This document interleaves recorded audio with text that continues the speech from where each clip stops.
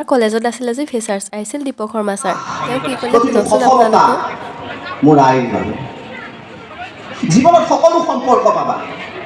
পিতৃ মাতৃৰ সৈতে সন্তানৰ যিটো নিস্বাৰ্থ সম্পৰ্ক সেইটো কেতিয়াও লাভ নকৰা সেইকাৰণে কওঁ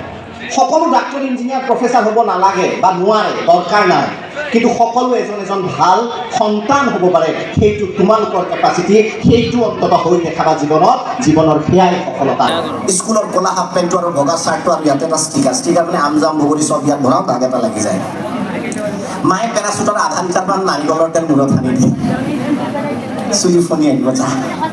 ধুনীয়া লাগিছে প্ৰত্যেক মাকৰ চকুত নিজৰ সন্তান শ্বাহৰুখ খান আৰু ছোৱালীজনী ঐশ্বৰ্যা ৰায় কেনেকুৱা মই অসমীয়া মিডিয়ামত পঢ়া সেইকাৰণে মোৰ ইংৰাজী নহয় আজি ক্লাছ নকৰোঁ ব'লা না ফুৰি আহোঁ তুমিও ক্লাছ কৰা ময়ো ক্লাছ কৰিম ভৱিষ্যতে একেলগে গঢ় দিম আমাৰ পৰিয়াল দুটাৰ দায়িত্ব আমি ল'ম আৰু ভৱিষ্যতে একেলগে সুখেৰে থাকিম